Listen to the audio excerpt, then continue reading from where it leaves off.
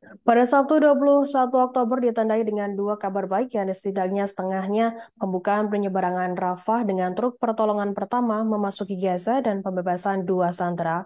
Perkembangan-perkembangan ini mencerminkan aspek penting lainnya dari konflik Timur Tengah terbaru, yakni pengepungan Israel di jalur Gaza. Pengepungan adalah salah satu operasi militer tertua.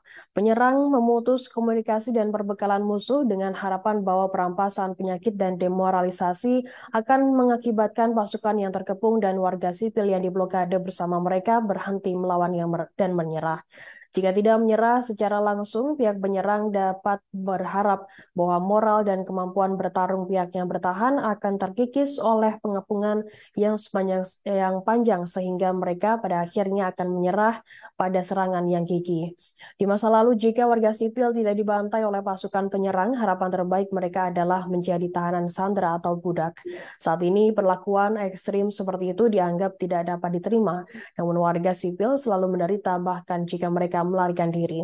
Pengepungan itu sendiri selalu kejam dan brutal. Hal ini adalah sebuah taktik yang dimaksudkan untuk membuat manusia tetap lapar, haus, kedinginan, sengsara, dan tanpa obat.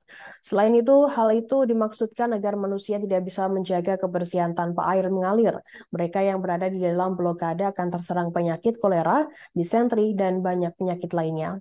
Koresponden Al Jazeera menuliskan belakangan ia bertemu dengan nenek-nenek serupa yang pernah mengalami perang dan kekurangan di negara-negara mulai dari Lebanon hingga Afghanistan dan Timur Timur, dan masing-masing memperingatkan kerabat mereka untuk memiliki cadangan sereal atau kacang-kacangan. Namun bahkan mereka yang mengindahkan nasihat nenek mereka dan tidak lengah akan melihat cadangan energi mereka hilang pada tingkat yang mengkhawatirkan. Jika mereka harus mengungsi, mereka tidak hanya kehilangan makanan yang disimpan, tetapi juga peralatan dapur, kompor, dan bahan bakar. Jalur Gaza telah diblokade selama 16 tahun, namun setidaknya memiliki kebutuhan dasar yang cukup. Setelah serangan Hamas pada tanggal 7 Oktober, Israel menghentikan semua pasokan yang masuk ke Gaza dan memutus aliran air dan listrik. Penutupan titik persimpangan menghalangi bantuan mencapai daerah kantong. Pemboman udara Israel dan perintah untuk mengevakuasi wilayah utara telah menambah keputusasaan masyarakat Gaza. Artinya lebih dari 2 juta warga Palestina di Gaza kini bergantung pada bantuan pangan untuk bertahan hidup.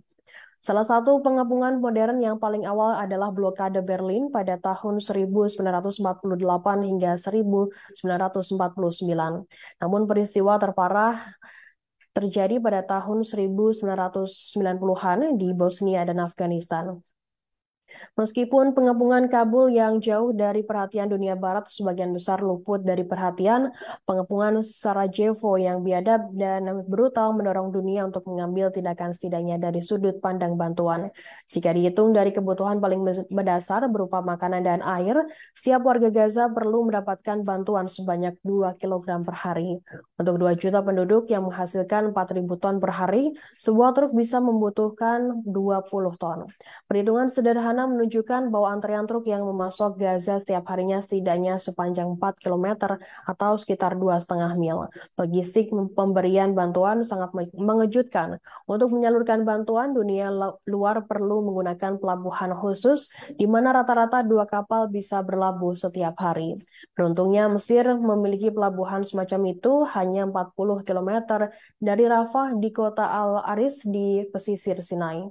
Beberapa pasokan yang paling mendesak dapat diterbangkan, namun pasokan udara tidak dapat memenuhi seluruh kebutuhan.